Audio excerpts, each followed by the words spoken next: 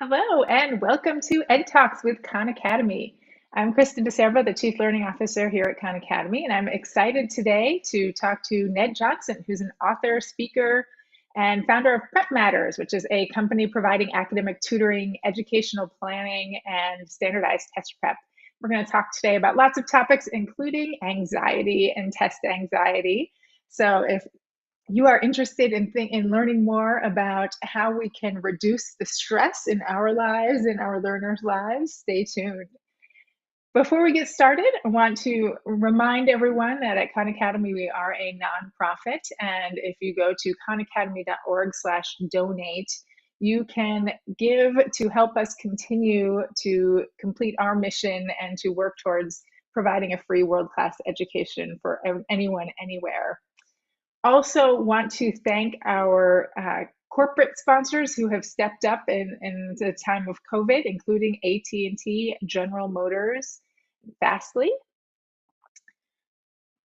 If you have want to re-listen to this discussion or find other discussions between myself, Sal, and other folks in the EdTech space and the education sphere, you can join Homeroom with Sal, the podcast, and get audio versions wherever you get your podcasts. So take a look out for that. As I said, I'm excited to talk to Ned Johnson today. He has written 3 books. The one that I first learned about was The Self-Driven Child.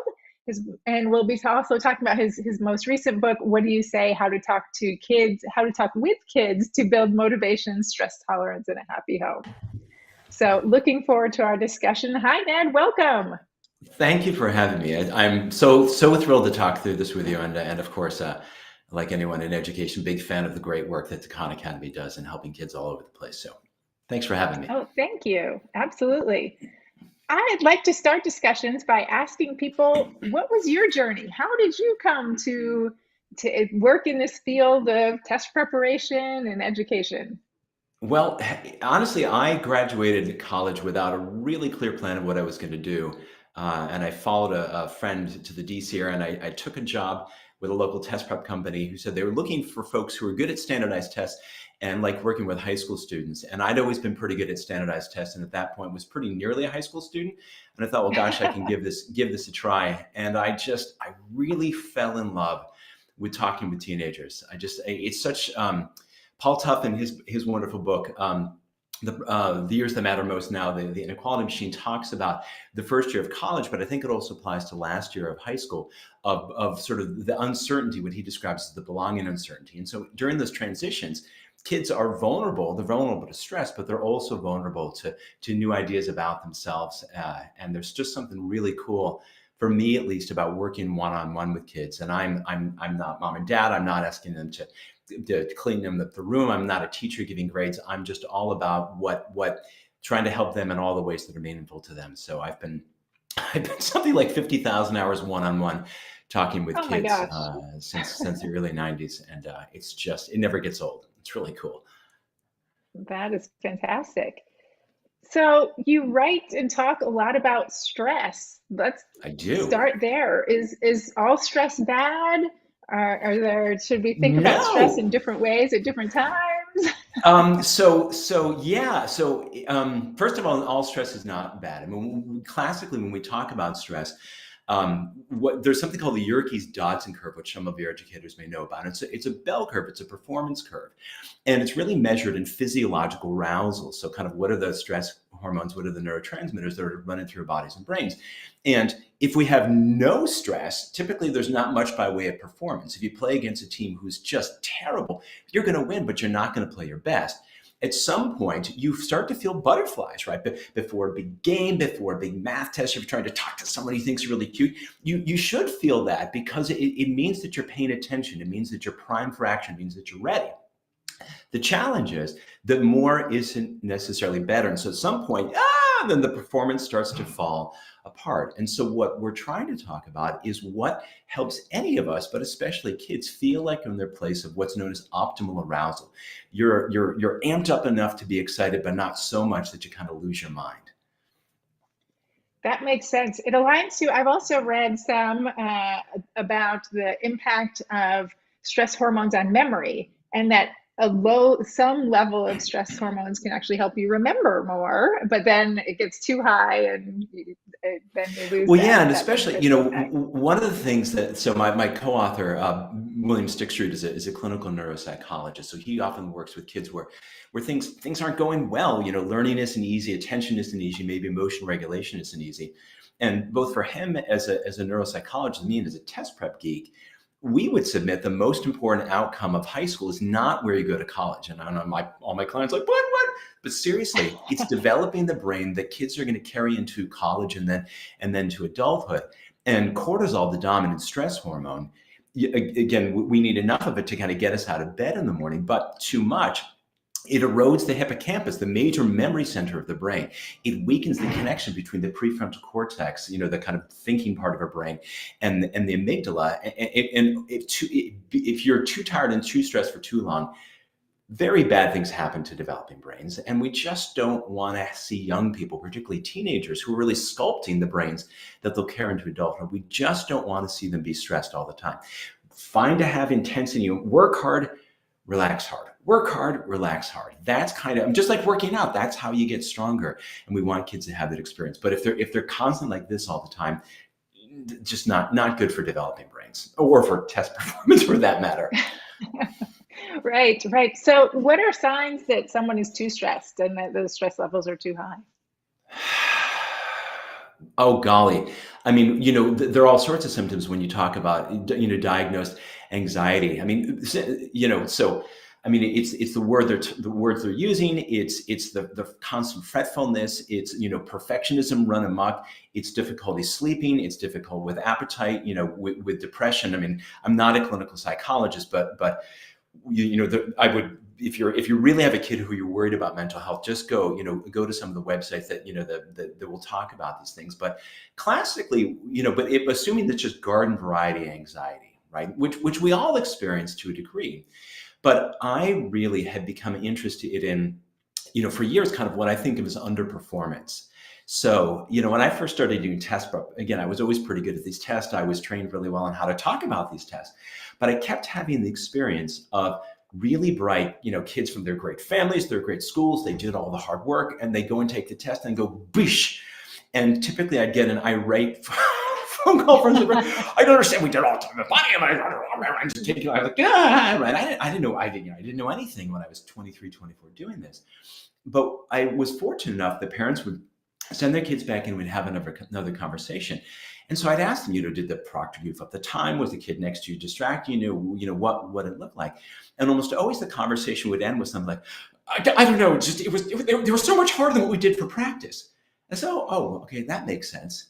No, wait a second, wait. For all the reasons that people may not like the SAT or may not like the ACT, and just don't like standardized tests generally, you have to give them this. They're standardized. So the idea, right, that this test that they took was so fundamentally different than what they'd done for the books of practice tests just didn't make a lot of sense. So I went to go and take the SAT at a local public high school, and I was probably 5 years into being a test pro, late 20s. So I'm sitting there with all these teenagers and kind of eavesdropping. I'm like, what's going through their heads? And, are they nervous or anxious, whatever. And this is, I wrote a book years ago about called Conquering the SAT, about anxiety and test performance. And for no particular reason, I checked my own pulse. It was 140 beats a minute, 140 beats a minute, which is like running up and down the stairs 15 times. And I thought, well, this is curious because I didn't think that I was nervous.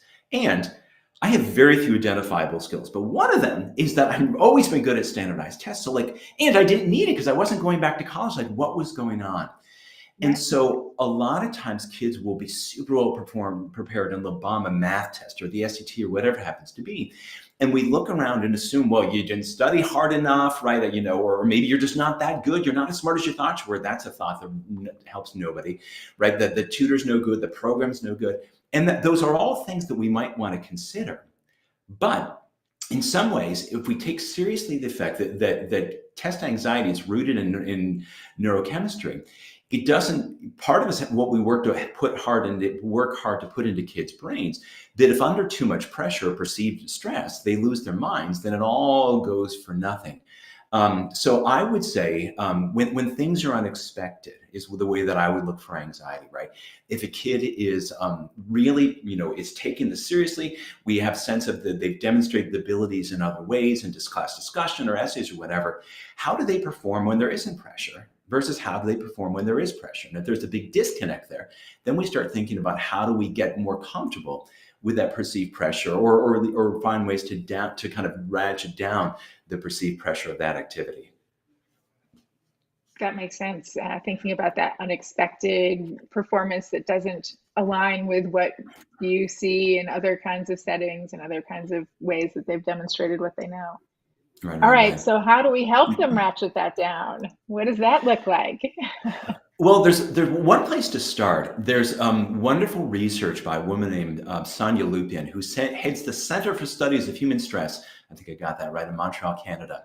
And she has a beautiful acronym of what makes people nuts. Okay, so nuts, N-U-T. So N is novelty, so new situation. So hey, it's not just the coronavirus, Kristen. it's the novel coronavirus, right? If you're taking a test and you're like, I've never seen that before, it's never a happy thing. Like if you're shopping.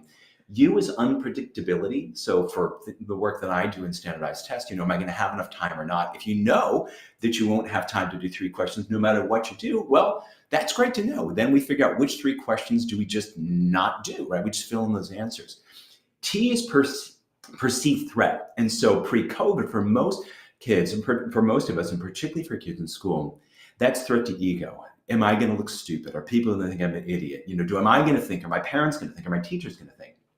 And then S is a low sense of control. And it turns out this is what the book that Bill and I wrote in The Self-Driven Child, is that a low sense of control is the most stressful thing that people can experience. And so novelty and predictability, this is one of the great things about the Khan Academy is you can have a great teacher, awesome, and never need to, spend your time with Khan. Or you could have a teacher, you've had 3 teachers in chemistry this year because, well, COVID, right? And if you feel like I'm responsible for doing well in this, but I have no way to learn this, oh, that's really stressful. If you know that there's a tool, it's not, gosh, you'd rather learn this at 10 o'clock in the morning with a wonderful teacher, but that's not where we are right now. So if we think about in a given situation, how much of it is the novelty? How much is it that you feel threatened? How much of you feel low sense of control? And we tack those things in turn. I can talk very credibly about the values that you can find in standardized tests. But I can also talk until I'm blue in the face about all the ways that the SAT is a terrible test and they're a bunch of ragamuffins. And I do that with kids to decrease the stress that they feel about it. Say, look, you may need to take this test for the college that you're applying to, but let's disabuse ourselves of the idea that this is measuring something innate like your intelligence.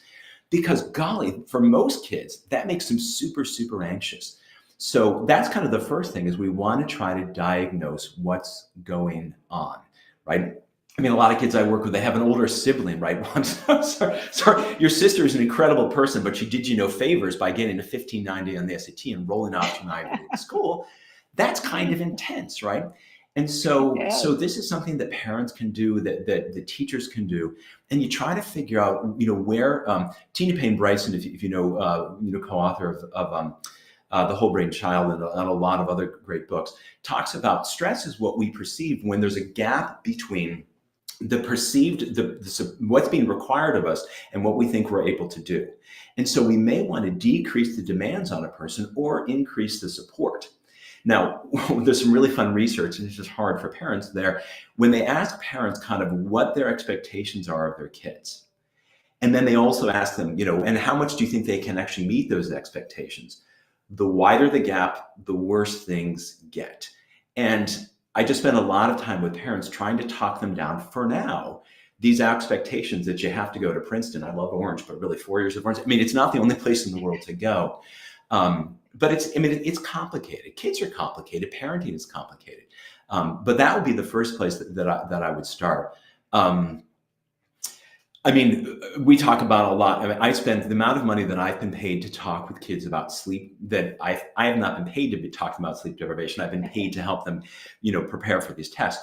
But I can talk for hours about what sleep deprivation does to brains. Yeah. One, to developing Yeah. brains, but two, from a performance. Just for folks who don't know, I mentioned a little while ago cortisol, which is the dominant stress hormone.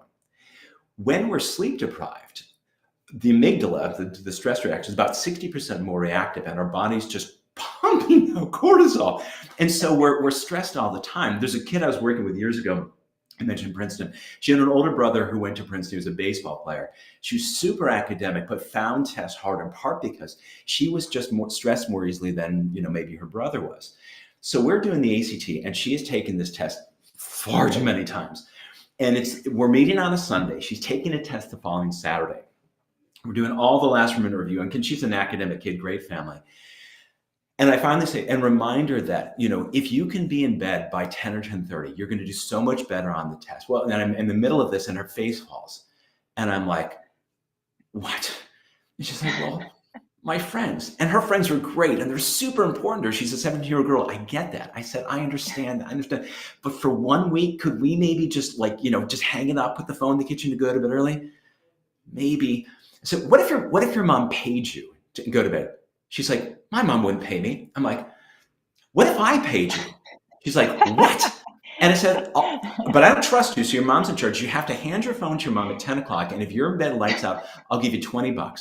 And she said, for the week, I said, I'll give you $20 every night. She said, no, you won't. I said, yes, I will. She said, no. I said, watch me. She shows up on Friday. We have one last more to do. And I hand her 5 $20 bills. Now, this is wealth redistribution. It was really her parents' money. And she goes off and gets the test. I mean, she had always been capable. She could have probably done this months ago if she could have been less stressed. So sleep deprivation is a big deal. There's a wonderful book, I'll hold this up, called Choke. It's a provocative title, if you know this. This is Cyan Bialek. She's now the president of Barnard College. She is incredible. Love her work. And she looks at underperformance, public speaking, athletic standardized tests. And one of her models is the idea of having the mindset of a predator rather than of prey. Because the prefrontal cortex, decision-making, planning, problem-solving, emotional mental flexibility, all executive functions of the prefrontal cortex. The amygdala, the freeze, fight, or flight response. You don't want to freeze, you can't run away, and there's nobody to bite right in the middle of a test. So we really don't want that part of our brain going off. And she says, if you lean in with what she describes as just kind of having more swagger, it can help you perform better. So I actually did a TikTok thing the other day. Shoot me now, I know old people on TikTok, but whatever. And so I stumbled on this great research at NIH that found this. Of executive functions, we know that stress really messes with executive functions. Being anxious, bad. But you know what doesn't? Being angry. So if you're worried about the SAT or your math test or whatever, if you're like, those ragamuffins, I hate them, you're better off being angry than you are being anxious, because you'll actually think better. So there's that. So interesting. You have more questions? Yeah, I have another one I'll talk about in a minute, but please jump in. Yeah, no, that was great. So you talked about lowering the threshold. When we think about teachers, we have a question that came in thinking about from Aviv. What are actions teachers can take to help their students prepare for that stress of assessment? So even if we're not talking SAT, we could be talking classroom. Assessments. That's the great part. Things that teachers can do. Yeah. I mean, there's several things. I mean, first of all, there's a wonderful study that when students, I think they were taking a GRE, I can't remember, but this of course applies to all tests. When test takers were reminded that some anxiety, back to that bell curve, actually improves their performance, right? That actually you want to have some butterflies before the test. That actually helps you focus. That improved their performance, because then they weren't worried about being worried. They felt what they're feeling physiologically. They felt, as this is me preparing, to go do battle, right? That's super helpful. The same Sonia Lupian of the Nuts, one of the things that she talks about that's incredibly useful to probably the single best tool to lower stress is plan B thinking. I am so happy for test optional. I can't even tell you, because it lowers the stress.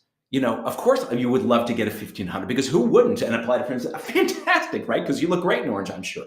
But goodness knows, if you don't get a 1,500, we know what you can do. You can still apply to Princeton, And you know what happens if you don't go to Princeton? There are like 3,500 colleges where you can also get, And so we have to, in order to talk about that Plan B thinking, a teacher really needs to have a good relationship with the kid, lest the kid feel like you're trying to say, you're saying I can't do this. Not what I'm saying at all. I'm saying that it will help you if, right? From a stress perspective, Bill and I, in the Self-Driven Child, we talk about the chapter in the book called a non-anxious presence. And I wish we'd made this up because it's such a good term. We borrowed this from a guy named Edwin Freeman, who's a rabbi. He was a consultant. He worked with schools and churches and synagogues and families. And he simply made the point that things work better when the person or people in charge aren't overly emotional, aren't overreactive. And because stress is contagious. But the good news is this: all emotions are contagious. Calm is contagious. We discovered this one. Calm is contagious is a mantra of the Navy SEALs. So if your kids come to you and they're super spun up, right? If you can say, Eli Leibowitz, the guy, professor of anxiety, what's called the space program, we'll go into it, at Yale, talks about making supportive statements. And supportive statements are simply saying, yeah, Ned, I get that this is really hard for you. I can see that you're pretty stressed out about this. And I have every confidence that you can deal with this. I'm confident you can handle this, and I'll help you in any way that I can. Because so often we try to, oh my gosh, it's not such a big deal, Kristen. Just, oh my gosh, 3 years from now, who'll even care? Well, I'm trying to help you, but I'm really invalidating what you're feeling. And you're feeling what you're feeling for whatever reason. But we also say, I have every confidence that this is going to work out. And if it doesn't work out just the way you want, we can do this. And I bet you can do this. And you're going to figure out a way to make this work, even if it's a plan B. So, we in our new book, What Do You Say? We have a lot of scripts there, a lot of language, because it's hard as a teacher when kids come at you with things and they're super spun up and your head, you're thinking, oh my goodness, wait, time out. We could be seeing this differently. But what we're really trying to do is thank you. Yeah, that's the book. Bill Stick's your genius. What we're really trying to do is get buy-in in order to have kids be open to our messages. We really just start with empathy and validation. It makes sense to me that you're pretty stressed out about this SAT. It feels like a big deal. It makes sense to me. I can get that you're feel pretty intense about this test coming right now because there's some hard stuff on that. But I'm confident that you can handle this. So, I don't want to put one more thing on the backs of teachers who feels like they're shouldering the weight of the world right now. But I will say that if there's any single thing that is valuable to young people right now, it's having a close connection to one or more adults. If there's a silver bullet against the effects of stress on developing brains, it's feeling close connection to an adult. Ideally, that's parents. When we were writing this book, we were meeting with all these kids, and we asked them, who do you feel closest to in the world? Sometimes it was mom, sometimes it was dad, but sometimes a grandma, my aunt, my uncle, sometimes a teacher. I'm sitting in right now in Washington, D.C., and right across the street from us is Wilson High School. It's kind of the big public high school in Northwest. Terrific school, great learners. And we were talking with a bunch of these kids. And so in the follow-up question, we said, what about those people makes you feel close to them? And there are two things. One, they listen to me without judging. And two, they don't tell me what to do all the time. So this boy went on to talk about this biology teacher who was just like this fount of wisdom and calm. She wasn't his teacher. She wasn't his teacher. She'd never had him as a teacher. He'd never had her as a teacher, excuse me. But she was just known as the person. And all these kids would just come in there and they would just have lunch with her. And she'd just ask them about their stuff. And I'm sure they told her some crazy stuff. And Lily just being a person where you can go, oh, that's interesting. Tell me more about that. Because it's incredibly valuable for lowering stress and for developing motivation. We can talk about motivation if you want, but I'm an enormous fan of we are enormous fans of what's known as self-determination theory. And it's a model for intrinsic motivation. I know you know all about this. Yes, right. Go ahead and explain it. I'm a big fan too. But the idea that, so often we think, parents, teachers, school systems, politicians, we've got to get kids to work hard. Well, from my perspective, I have zero interest in kids working hard. I have interest in their wanting to work hard. because extrinsic motivation of fear or bribes, they work for a while, but it's a terrible way to grow up with a brain simply trying to meet other people's expectations of you. What we really want is kids to do the work, right? Jess Leahy, of the Gift of Failure, and people I know love her work. I saw talking with a bunch of teachers and asked them, and this one teacher said, you know what the 3 R's of teaching are? Relationships, relationships, relationships. And so good Right. teachers are worth their weight in gold because they don't get kids to work hard. They get kids to want to work hard. Like whenever I meet with kids, the first day is trying to understand them as a learner. Like, what's your favorite class? What's your least favorite class? Oh, you love math. Is that the class or is that the teacher? And as you can imagine, more than half the time it's, oh, it's pretty good, but oh, Miss Rodriguez, she's just, I don't know, she makes it so interesting.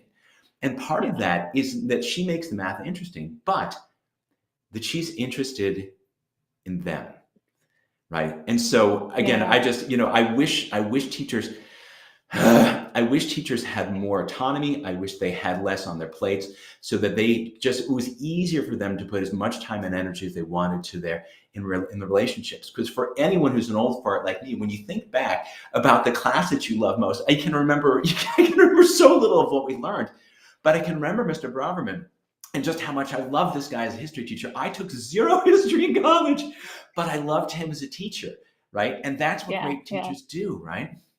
Yeah, absolutely. Let's take one more question from YouTube. The handle Math with TGA says, how do I clear my mind after a big failure?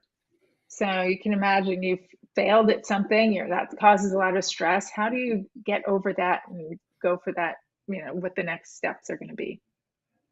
Well, gosh, I mean, one thing, there's Lisa D'Amour, if you know her, I love all these people. I mean, She's she a wrote the book. previous Ed Talks guest. Oh, I just love her, and she makes the point that mental health is the right feeling for the right situation. So if you really worked hard at a test and you feel like you bombed it, you're allowed to be upset, right? You shouldn't be saying, I shouldn't be upset. Look, you're allowed to be pissed. You're like, gosh darn it, I really worked hard on that. But we then have to move on, right? What the real challenge is when people get locked in rumination, they beat themselves and beat themselves up and beat themselves up and beat themselves up. And what we want to try to do is, if you go back to that plan B thinking, what else can I do? Now, the reality is, I love this idea. This is a success coach I followed in the 80s who made the point that unexpected success and unexpected failures, those are what provide the source material for great insights on your own life. So it's worth trying what happened there, right? So talk to your math teacher, talk to your friends, compare notes, reflect. Was I really well prepared? Was I well rested? What was going on? What was my subjective state? What did it feel like going in there? I mean, I feel that kids every year in school, and I don't know what grade the student is in, we should have to work harder. We should re-engineer ourselves as learning, because if you're not having to do things more or differently in 11th grade than you did in 7th grade, like, boy, a lot of people's time is being wasted here, right? There's a wonderful, wonderful, wonderful book called Make It Stick. It's Henry Roediger III and a bunch of people. If you send out notes afterwards, I forget the other authors, I just know his name, Michael Brown, I think, David Brown, somebody Brown. They have a fantastic piece in Psychology Today with basically the 6 takeaways from Make It Stick. And it's things, you know, all the stuff. It's spaced learning, it's sleep, it's the testing effect, right? So retrieval practice. So we don't just look at our notes, we actually kind of test ourselves. There's a lot of great stuff there. And so it's worth, when I think about underperformance on tests, math tests, SAT and that kind of thing, I try to think about, was it the input or was it the output? Meaning, did I test myself in ways that I know that I really learned it? And because if I just think I knew it, it might have been a little trick my brain was playing on me, in which case I want to examine how it is that I'm learning. Was I just cramming it? But if I really knew the stuff and I underperformed, well, then it's a performance piece, right? So we're back to, what blows up cortisol? What helps you get your, swagger on, right? What gets you like Hulk smash mode when you take the test, right? Listening to music. I'm the number of students to whom I have prescribed the 7-minute workout. Sonia, if people don't know this, it's 12 30-second exercises that you can do anywhere. You need no exercise equipment at all. You need a chair. Because, if we go back to Sonia Lupin, yeah, I love her. She's just a genius. She says the 4 methods of emergency stress relief are these: laughing, singing, deep breathing, and vigorous exercise, right? Well, laughing and singing probably aren't too available to you during the test. Maybe beforehand. Vigorous exercise, for sure you can do this. In Paul Tuff's book, he has a whole chapter about me. I won't go into a long story, but basically showing up in this girl's, going to her house and doing Soul Cycle with Ned. It's a wackadoodle story at like 6:30 in the morning of an ACT. It's bonkers. And to blow off the cortisol, super academic, super tightly wound. I couldn't get her to sleep more. And she sort of gassed herself for 20 minutes, took a shower. I went away and got the score because too much cortisol. She was just on the wrong side of that bell curve. And then the deep breathing is a big thing. People probably know the box breathing that the Navy SEALs created. I mean, these are people who have, probably high intensity performance anxiety, right? And deep breathing purges cortisol out of our nervous system and brings it back to normal. I mean, pre-COVID, I was still taking the SAT shoulder to shoulder with teenagers, just to know what it feels like. And I can sit there and feel my pulse is still going like crazy because I'm an old guy in a room full of teenagers. Like, that's weird, right? But I want to know what it feels like. And I sit there when I'm filling in my address, I do deep breathing and it brings me back down. I'm not all tranquilo, but I'm in this place where I'm amped up, but not crazy. So again, I think of the input and testing to really know the stuff. Look up and make it stick. It's wonderful. But then if you really know that you learned it well, then we start thinking about these aspects of performance. And it may be a little bit of A and a little bit of B. Great. We are just about out of time. I do want to, as you say in your new book, you provide lots of scripts and things to ask. Let me ask you this question that comes up a lot when talking to parents. How do I ask something that gets my kids to give me an answer other than fine? When I say, how are you doing? Fine. How was school today? Fine. How can we encourage kids to express their emotions? Yeah, I mean, oh golly. I mean, first of all, it's probably helpful for us to remind ourselves that teenagers especially, part of their work to become adults is to individuate from mom and dad, right? So they're supposed to push away from us a little bit, right?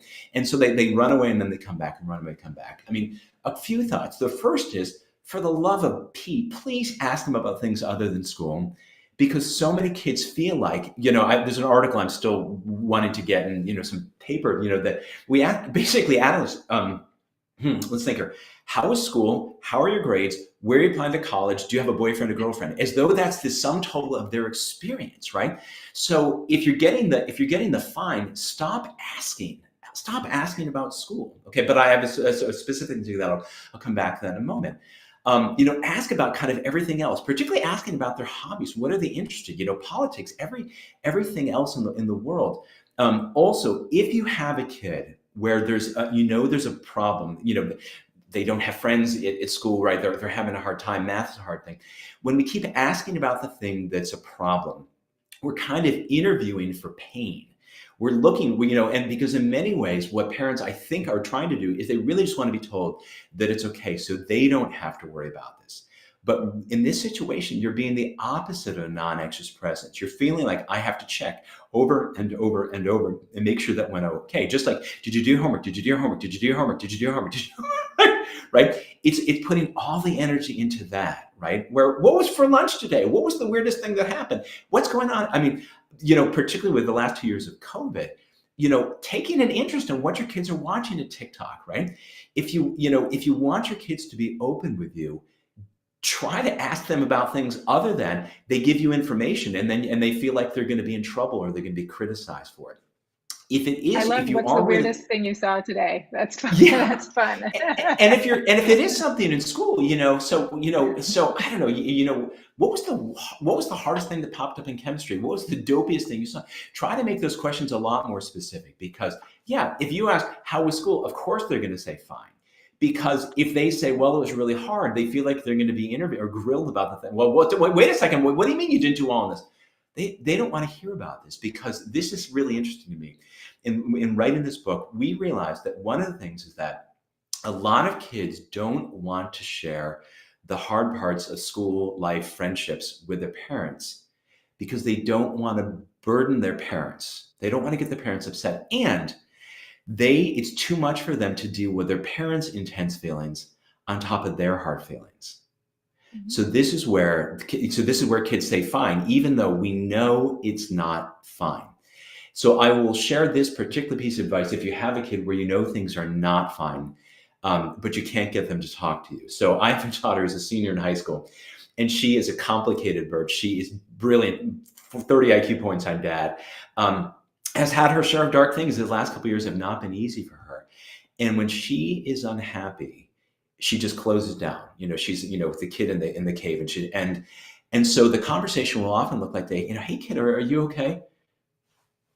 That's what she does. She shrugs her shoulders. I'm like, anything I can help with? And I'll ask 2 or 3 questions like that. And she's not giving it up. And in many ways, these are her feelings, and these are hers to feel. It's not my responsibility. I know that sounds like a callous thing to do, but honestly, it's an important thing for young people to learn to be able to talk themselves out of hard feelings. If she can only get back to baseline because of me, I'm not doing my job as a dad. So what I've done with her is validate and then offer support, right? And then step away and say, well, so boy, sweetheart, it sure looks like, you had a day of it, because I don't know what's going on, but you look really upset. If there's any way that I can help, please know, if you want to listen, if you want to, yeah, I'll do whatever I can do to help, right? Is that okay? Shoulder shrug. Here's the question I say, ask, is it all right if I circle back in about half an hour just to check in and make sure you're doing okay? Get the head nod. And I swear, every time I've done this, if I say I'll be back in a half an hour, in 20 minutes, she's bounced downstairs. If I say I'll come back in an hour, she comes down in 40 minutes, every single time. And and whatever cloud it is that's been in her mind has just passed. And not once have I found out what she was upset about. I knew she was upset. She knew she was upset, but she just didn't want to share. And so this is the way we as parents we offer support, we offer help because a lot of times for kids to know that we're there to help, even if they don't take us up on the help, is helpful. Thank you. I'm going to close on that. That seems like that's an excellent note for us to leave on. Thank you so much for joining us today. Thanks for Really having me. appreciated all the information you shared, and look forward to diving into the new book. I hope you enjoyed. I really appreciate, again, I love that the Khan Academy is taking all of the, kind of technical stuff you teach, everything, and really trying to broaden it with some of the folks. And I'm grateful to be among those. So thank you. Absolutely. Thanks all for watching today. We'll see you next time.